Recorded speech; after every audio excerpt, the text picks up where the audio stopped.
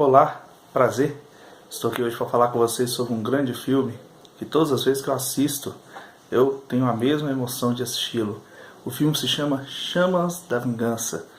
Filme protagonizado pelo nosso querido Denzel Washington, famoso por grandes filmes como Dia de Treinamento, como também Um Ato de Milagre, em que ele tem que salvar o seu filhinho, doando seu próprio coração e aquela emoção que ele sequestra um hospital e assim por diante.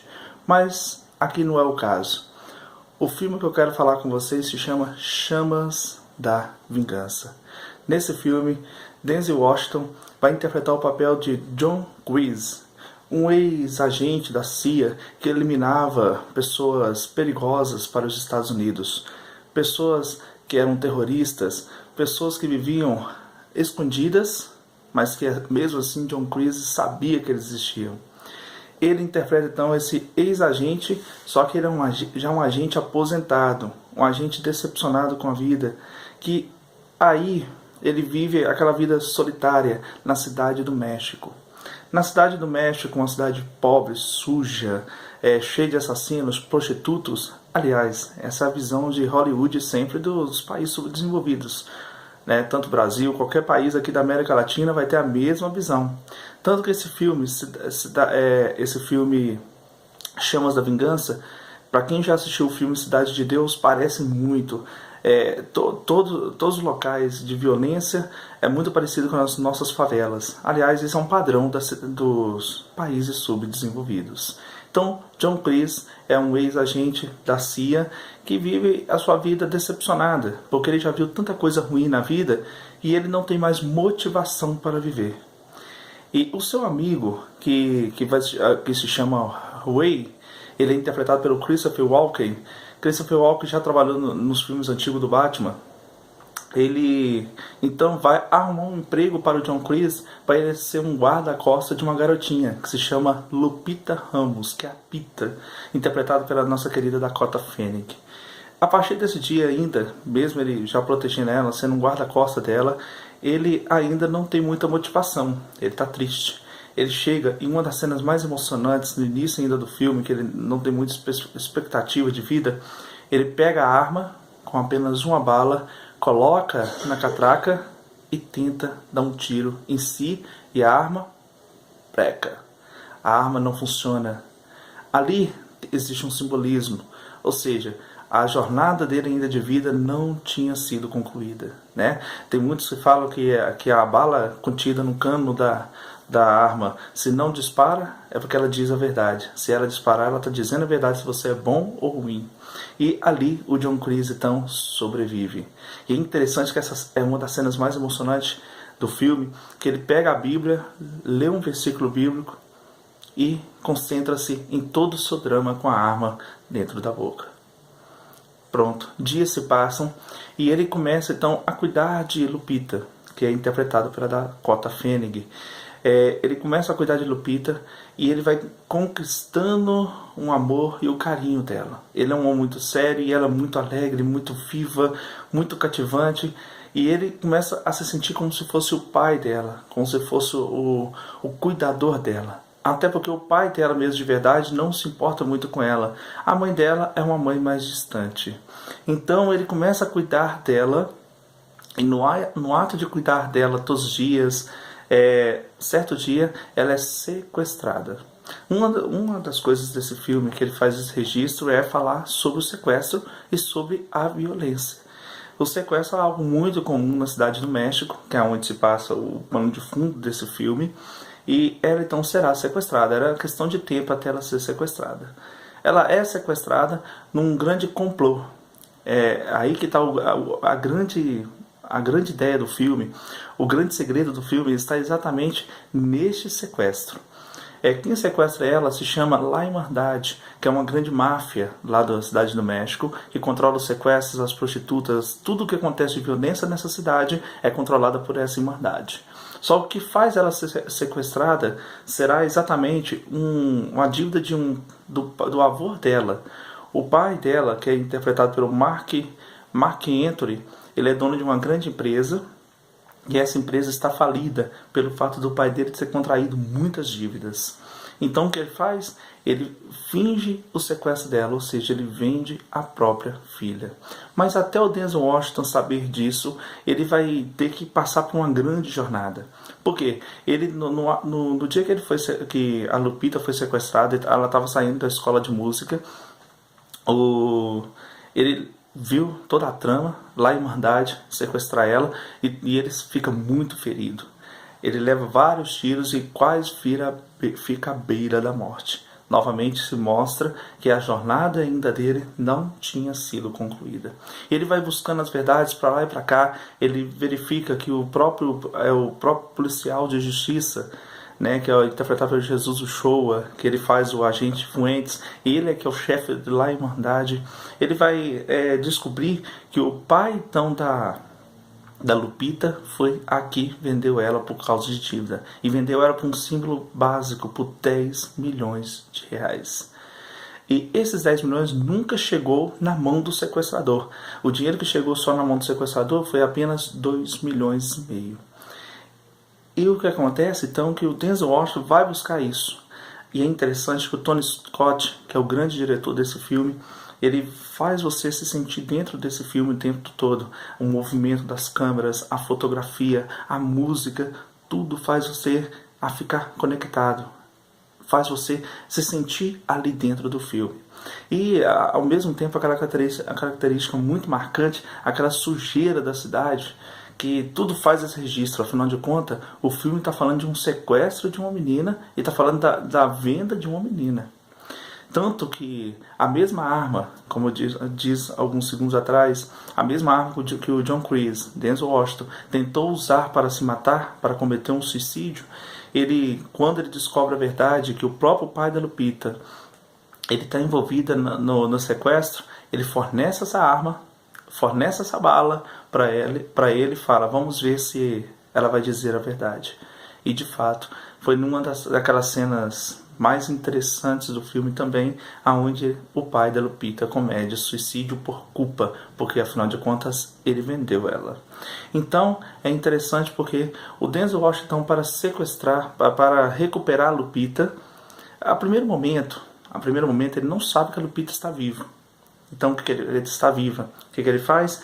Ele vai primeiramente atrás de vingança. Por isso que o filme se chama Chamas da Vingança. É bem simbólico.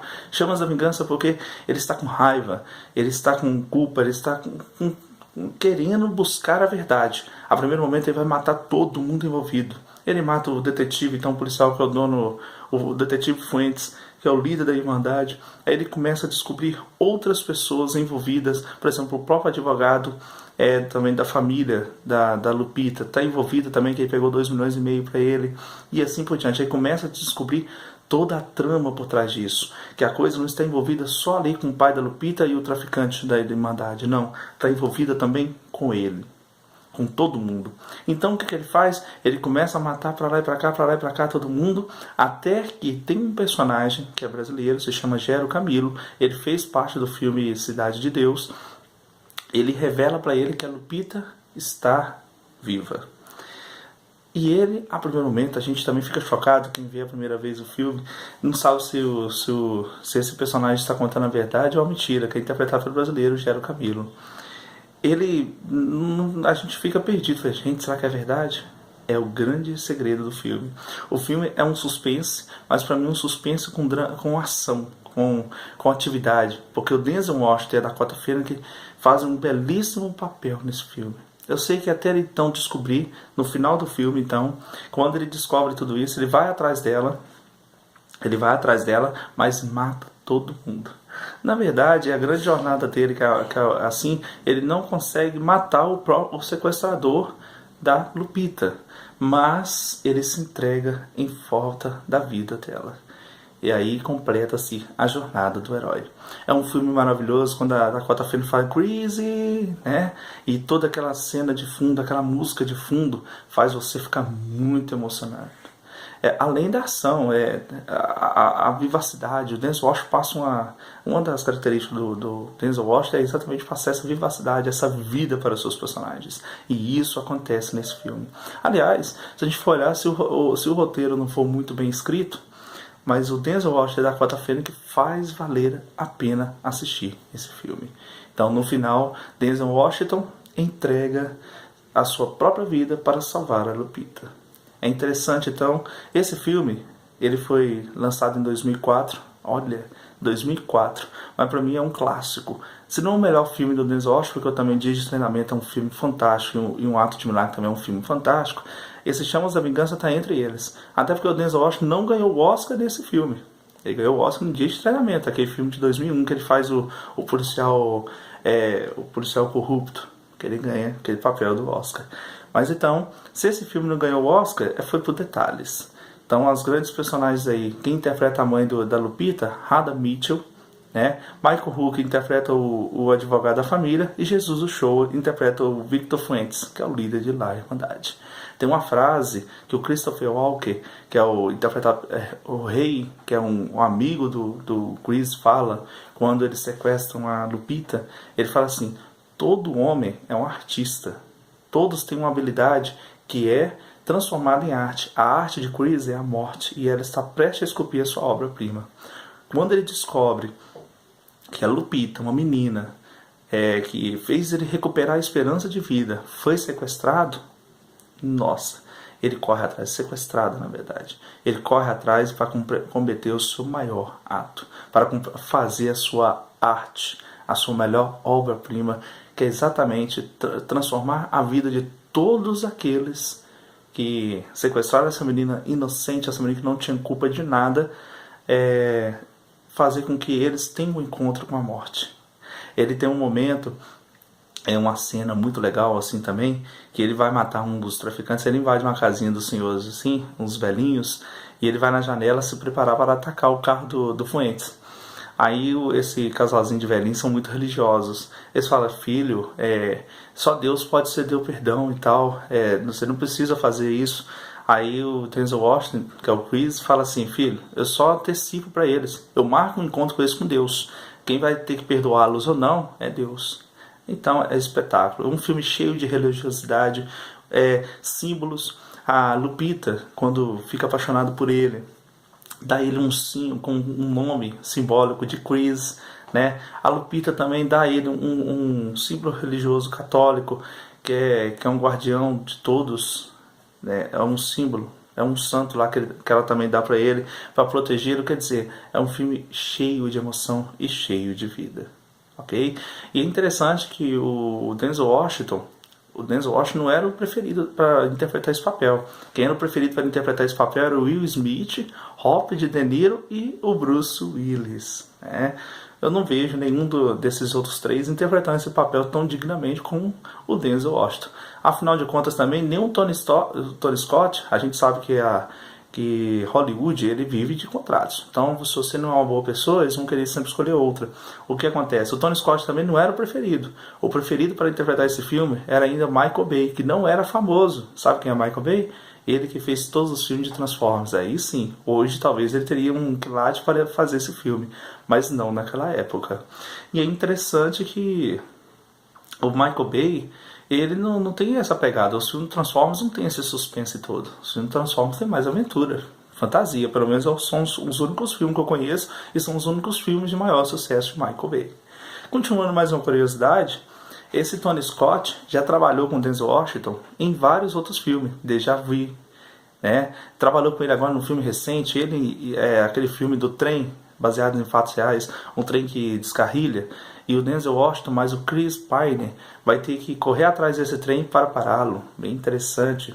Outro filme de sucesso, aí já para reforçar o porquê que esse filme Chamas da Vingança é um dos melhores dele, e antes disso ele já tinha outros grandes filmes. Por exemplo, ele fez aquele filme Inimigo do Estado com Will Smith, muito legal. Também fez um Tira da Pesada 2, um filme mais comédia, né? Beverly Hills com Ed Murphy. E ainda um outro filme mais moderno com Denzel Washington que ele fez agora recentemente foi O Sequestro no Metrô 123. Denzel Washington e John Travolta no papel, não preciso dizer mais nada. Grande filme. Só por curiosidade, o nome John, como a gente pode ver, é John Chris. Repare só, o nome John, ele é muito utilizado tanto em personagens de ficção, né? tanto em filme, tanto em séries ou até mesmo em livros. Eu vou dar mais 2 exemplos de filmes onde o protagonista se chama John. Tem um filme Duro de Matar, em que John McClane, Bruce Willis, o melhor papel de Bruce Willis interpretado no cinema, John McClane. Repare só, sempre o primeiro nome e só muda o sobrenome. Outro filme também de grande sucesso que está aí na mídia é John Wick, De Volta ao Jogo, né? Um Novo Dia para Matar, que é interpretado pelo Keanu Reeves, aquele de Matrix. Repare, é um nome simbólico, um nome que é muito utilizado, acho que é porque pela facilidade da gente gravá-lo. Tem aquele também John Carter, Entre Dois Mundos, né? Tem aí também o Querido John também, repare. Então, às vezes a gente fala no nome John e ele se parece muito com outros que você tenha visto, é pelos detalhes, ok? Outro detalhe bem interessante, a Dakota Fanning, que ela é muito talentosa nesse período. Esse filme foi lançado em 2004. Nesse período aí de 5, 6 anos, ela fez outro grande filme também, por exemplo, Guerra dos Mundos, com Tom Cruise, que ela era a filha de Tom Cruise. Ela fez A Menina e o Porquinho, que filme maravilhoso. Esse filme emociona muito, é um filme infantil, mas muito bom. Ela fez A Sonhadora, ela interpretando, ela confiava num cavalo que já estava velho, e esse cavalo foi campeão de um torneio, né? Que o pai dela naquele filme foi o Kurt Russell, também grande cara de ação e tudo em Hollywood. Então repare, isso só para ficar aqui, num período de 4, 5 anos ela fez grande sucesso no cinema e ficou marcada. Atualmente eu conheço pouquíssimos filmes dela, quase ela parece que deu uma vida, igual aquele menino que interpretou o Esqueceram de Mim, Macaulay Culkin, né? Ele também tem um tempo na carreira dele, agora na fase adulta. Parece que é isso que a Dakota Fanning está fazendo, isso é importante para ela não viver muito maçante. E só para fechar o nosso vídeo de hoje, Chamas da Vingança já tem um clássico da década de 80, que é um filme baseado, olha só, o Chamas da Vingança, para vocês não confundirem, existe esse Chamas da Vingança, que é com Denzel Washington, um filme de ação e suspense, que fala sobre o sequestro de uma menina, e esse é o registro do filme. Já um filme anterior a esse, que também se chama Chamas da Vingança, é baseado na obra de Stephen King, que é um terror, é um clássico do cinema, no papel da Drew Barrymore, aquela que é uma das espiãs, né? É bem interessante isso, uma das espiãs é interpretada por ela ainda muito criancinha, tá bom? Então só com um critério de curiosidade. Fica aí a dica, então, assista o filme Chamas da Vingança, porque é uma coisa que é maravilhosa, é uma obra-prima, provavelmente do cinema, tá bom? Desde já agradeço e até a próxima.